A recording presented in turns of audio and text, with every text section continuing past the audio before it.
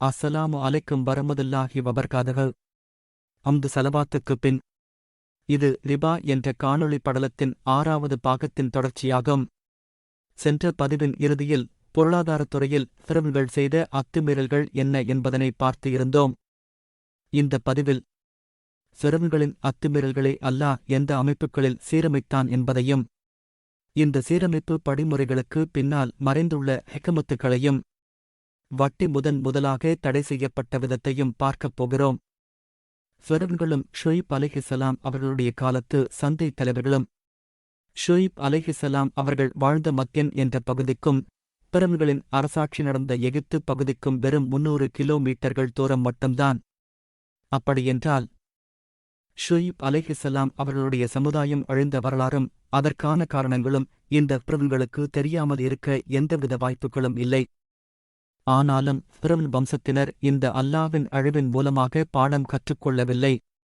இப்படி ஃபிரௌன் வம்சத்தினர் அல்லாஹ்வின் அழிவில் இருந்து பாடம் கற்றுக்கொள்ளாமல் இருந்ததற்கு 3 தர்க்க ரீதியான காரணங்கள் இருந்தன. ஷுஐப் அலைஹிஸ்ஸலாம் அவர்களுடைய சமூகத்துடைய அழிவு மக்கள் தராசில் ஏமாற்றம் செய்ததால் நிகழ்ந்தது. ஏமாற்றும் தளங்களாக சந்தைகள் இருந்தன. ஏமாற்றம் பொருட்களையும் பண்டங்களையும் மட்டுமே சார்ந்து இருந்தது. ஆனால் ஃபிரௌன் வம்சத்தினர் இந்த 3 விதமான அத்துமீறல்களை செய்யவில்லை. மாறாக இவர்களின் அத்துமீறல் முற்றிலும் வித்தியாசமாக இருந்தது. ஃபிரௌன்களுடைய ஆட்சியில் அரசினால் நீதி பின்பற்றப்படவில்லை. ஏமாற்றும் இடங்களாக அரச மாளிகைகளும் அரசாங்க நிறுவனங்களாகவும் இருந்தன. பொருட்களில் மாத்திரம் ஏமாற்றம் நடக்கவில்லை, மாறாக மக்களின் அறிவு மற்றும் மக்களுடைய உழைப்பு ஆகியவற்றிலும் ஏமாற்றம் நடந்தது.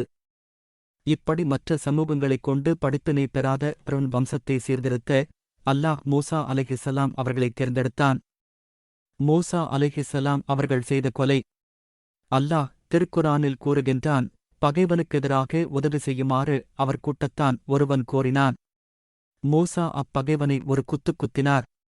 அவனை முடித்துவிட்டார். இந்த கொலை மூசா அலைஹிஸ்ஸலாம் அவர்களுக்கு எகிப்து தலைமைகளின் பகைமையை சம்பாதித்து தந்தது. பின்னர் நகரத்தின் ஒரு கோடியிலிருந்து நன்மனிதர் ஒருவர் ஓடி வந்து, மூசாவே, நிச்சயமாக இந்நகர் பிரமுகர்கள் 1 கோடி உம்மைக் கொன்றுவிட வேண்டுமென ஆலோசனை செய்கிறார்கள். ஆகவே நீர் இங்கிருந்து வெளியேறி விடுவீராக.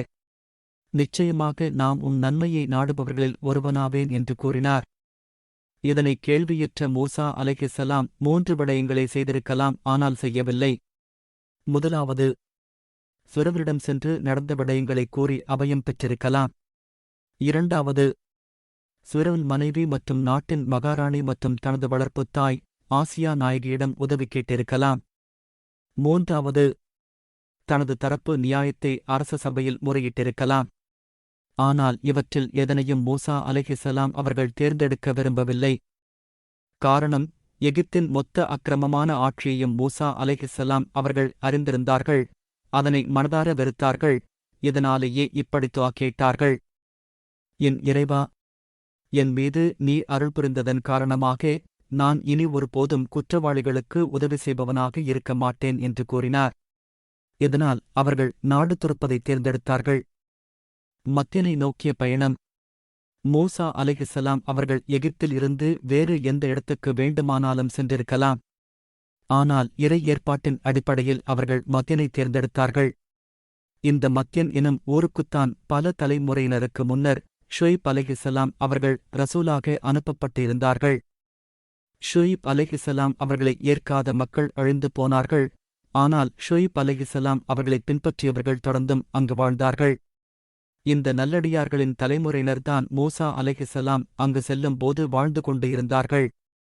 இந்த மத்யன் எனும் ஊருக்கு வந்ததால் மூசா அலைஹிஸ்ஸலாம் அவர்கள் பல பாடங்களைக் கற்றுக்கொண்டார்கள். முதலாவது, அல்குரான் கூறுகிறது, இன்னும் அவர் மத்யன் நாட்டுத் தண்ணீர் துறையின் அருகே வந்தபோது அவ்விடத்தில் ஒரு கூட்டத்தினர் தம் கால் நடைகளுக்கு தண்ணீர் புகட்டிக் கொண்டிருந்ததைக் கண்டார். புரிதல், ஷுஐப் அலைஹிஸ்ஸலாம் அவர்களுடைய காலத்தில் வர்த்தக நகரமாக இருந்த மத்யன் இப்போது ஆட்டு இடையர்களின் தங்குமிடமாக மாறியிருந்தது. பாடம், அல்லாஹ்வுடைய அழிவு ஒரு ஊரின் பொருளாதார நிலையை எப்படி பின்னோக்கி தள்ளுகிறது என்பதற்கு இது ஒரு சான்றாகும்.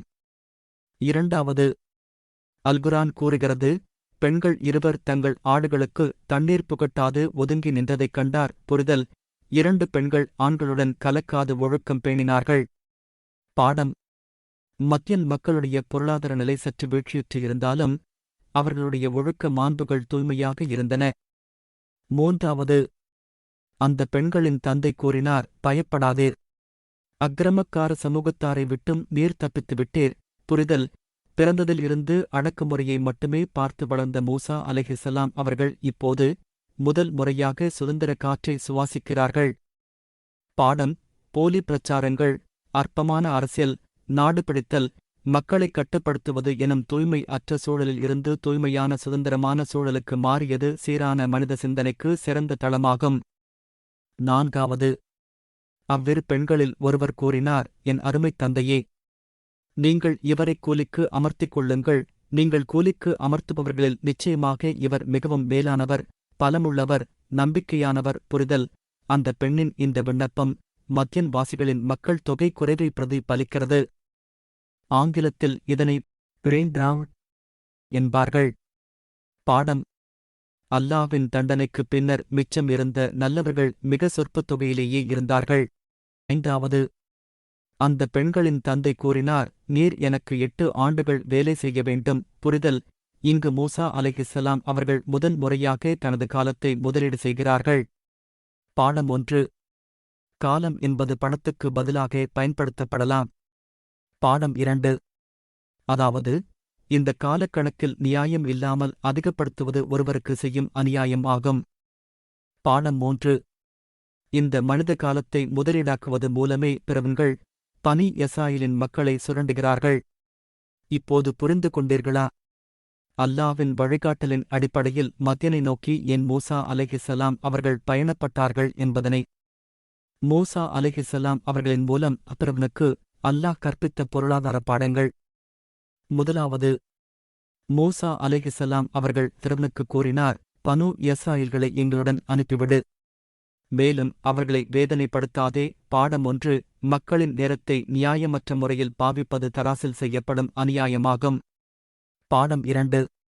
மனிதர்களுடைய உழைப்பை நியாயமற்ற முறையில் உறிஞ்சுவது அநியாயமாகும். பாடம் 3. மக்களுடைய சக்திக்கு மீறி மக்களிடம் வேலை வாங்கப்படுவது அவர்களுக்கு செய்யும் ஒரு வகை வேதனையாகும். 2வது, அல்லாஹ் திருக்குரானில் கூறுகின்றான், நீர் பிறவனிடம் செல்லும், நிச்சயமாக அவன் வரம்பு மீறிவிட்டான். பாடம் 1. அநியாயம் என்பது ஷுரைப் அலைஹிஸ்ஸலாம் அவர்களுடைய சமுதாயத்தைப் போல சந்தையில் மட்டும் நடப்பதில்லை, ஃபிரவுன்களின் அரசாங்கத்திலும் அது நடக்கும். பாடம் 2.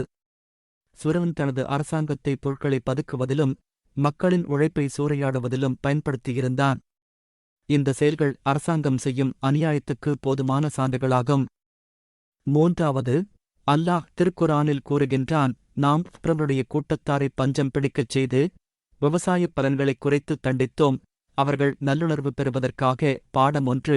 தண்ணீருக்கும் விளைச்சலுக்கும் சொந்தக்காரன் அல்லாஹ் மட்டும்தான். பாடம் 2. அதீத சுகபோகம் பல நேரங்களில் சீரான சிந்தனைக்கு பாதகம் விளைவிக்கும்.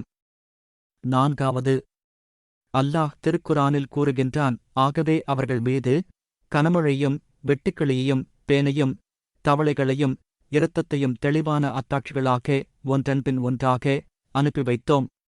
ஆனால் அவர்கள் பெருமையெடுத்து குற்றம் புரியும் சமூகத்தாராகவே ஆகியிருந்தனர். பாடம் 1. கனமழை. வானத்தின் கட்டுப்பாடு அல்லாஹ்விடம் மட்டுமே இருக்கிறது. பாடம் 2. வெட்டுக்கிளி. நீங்கள் மனித வளத்தை எவ்வளவு தவறான முறையில் பயன்படுத்தினாலும் இறைமுடிவை எதிர்த்து உங்கள் உணவு விளைச்சலை கூட உங்களால் பாதுகாக்க முடியாது. பாடம் 3. பேண். உங்கள் உடம்பின் கட்டுப்பாடு முழுமையாக உங்களிடமில்லை, மாறாக அது அல்லாஹ்விடமே இருக்கிறது. பாடம் 4. தவளை. உங்கள் சுற்றுச்சூழலின் கட்டுப்பாடு உங்களிடமில்லை, மாறாக அது அல்லாஹ்விடம் இருக்கிறது. பாடம் 5. இரத்தம். தண்ணீரின் மூலமாக பெறப்படும் பலன்கள் அல்லாஹ்வின் கட்டுப்பாட்டிலேயே இருக்கிறது. ஆனால் இத்தனை அத்தாட்சிகளையும் முற்றுமுழுதாக பிறவன் நிராகரித்தான். ஆகவே அவர்கள் நம் அத்தாட்சிகளைப் பொருட்படுத்தாமல் அவற்றைப் புதுப்பித்துக் கொண்டு இருந்ததால் அவர்களைக் கடலில் மூழ்கடித்து அவர்களிடம் நாம் பழிவாங்கினோம். சுமார் 500 ஆண்டுகள் எகிப்தை ஆட்டிப்படைத்த பிரபுகளின் அரசாட்சி இவ்வாறாக முடிவுற்றது. மூசா அலைஹிஸ்ஸலாம் அவர்களும் பனி எஸ்ராயேல் மக்களும். ஃபிரௌனின் அழிவுக்குப் பின்னர் பனி எஸ்ராயேல் மக்கள் சுதந்திர காற்றை சுவாசிக்கின்றனர். இப்போது மூசா அலைஹிஸ்ஸலாம் அவர்கள் நினைத்து இருந்தால் திரும்பவும் எகிப்து நகருக்கே திரும்பி சென்றிருக்க முடியும். இப்போது எகிப்தில் ஃபிரௌனும் இல்லை, அவனுடைய படைகளும் இல்லை. ஆனாலும் மூசா அலைஹிஸ்ஸலாம் அவர்கள் அல்லாஹ்வின் கட்டளையின் அடிப்படையில் எகிப்தை நோக்கி செல்லவில்லை. இந்த நிலையில்தான் உலக வரலாற்றில் முதன்முறையாக வட்டி என்பது ஒரு பாவமாகும் என்று அல்லாஹ் மூசா அலைஹிஸ்ஸலாம் அவர்களின் மூலமாக உலகுக்குத் தெரிவிக்கிறான்.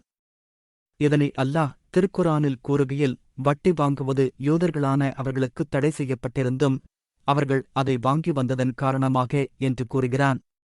அதாவது வட்டி யூதர்களுக்கு ஹராமாக்கப்பட்டிருந்தது என்று கூறுகின்றான்.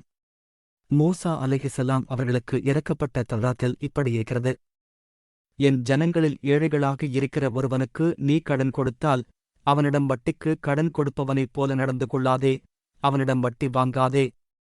உன் சகோதரன் ஏழையாகி உன்னிடத்தில் தன்னைக் காத்துக்கொள்ள முடியாமல் போனால் அவனை அந்நியனும் பரதேசியும் போல ஆதரித்து அவன் உன்னிடத்தில் வாழக்கடவன். அவனிடத்தில் வட்டியோ லாபமோ வாங்காதே. உன் தேவனுக்குப் பயந்து நட. உன் பணத்தை அவனுக்கு வட்டிக்குக் கொடுக்காதே. உன் ஆகாரத்தை அவனுக்கு லாபத்திற்குக் கொடுக்காதே. உன் சகோதரனுக்கு கடனாகக் கொடுத்ததற்கு வட்டியோ, பணத்திற்கு வட்டியோ, உணவுக்கு வட்டியோ, கடனாகக் கொடுத்த எதற்கும் வட்டியோ வாங்காதே. நீ ஒரு அந்நியனிடம் வட்டி வாங்கலாம், ஆனால் உன் சகோதரனிடம் வட்டி வாங்காதே.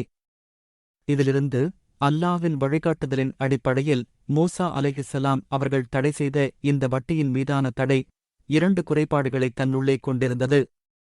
முதலாவது, ரிபா நசியா மட்டும்தான் தடை விதிக்கப்பட்டது. ரிபா பழ் அல்ல. இரண்டாவது, யூதர்களின் சமூகத்துக்குள் மட்டும்தான் தடை விதிக்கப்பட்டது. மற்ற சமூகங்களுடன் அல்ல. இது வட்டியின் மீதான தடையின் ஆரம்பம் மட்டும்தான். இதன் அடிப்படையில் இதுவரை பார்த்த அல்லாஹ்வின் பொருளாதார வழிகாட்டல். முதலாவது, யூசுப் அலைஹிஸ்ஸலாம் அவர்களுக்கு முன்பு தடையற்ற பொருளாதாரம், தராசின் துணையுடனான நீதி. இரண்டாவது, அணை கட்டும் யூசுப் அலைஹிஸ்ஸலாம். முதலாவது பொருளாதார பாடம். மூன்றாவது, ஷுலைப் அலைஹிஸ்ஸலாம் அவர்களின் பொருளாதார வழிகாட்டல்கள், நேரடி சந்தை வழிகாட்டல்கள். நான்காவது, ஃபிரௌனின் அக்கிரமங்களும் அழிவும், அரசாங்கத்துக்கான வழிகாட்டல்கள். ஐந்தாவது, மூசா அலைஹிஸ்ஸலாம் ரிபா நசியா தடை, களை அகற்றுதல் ஆரம்பம். அல்லாஹ்வுடைய நடைமுறையின் அடிப்படையில் காலத்தின் தேவை கருதி படிப்படியாக அவன் பொருளாதாரத்தை கட்டமைப்பதை இப்போது நீங்கள் கண்கூடாக தெரிந்து கொண்டு இருப்பீர்கள். அடுத்த காணொளியில் சந்திப்போம். அஸ்ஸலாமு அலைக்கும் வரஹ்மத்துல்லாஹி வபரகாதுஹு.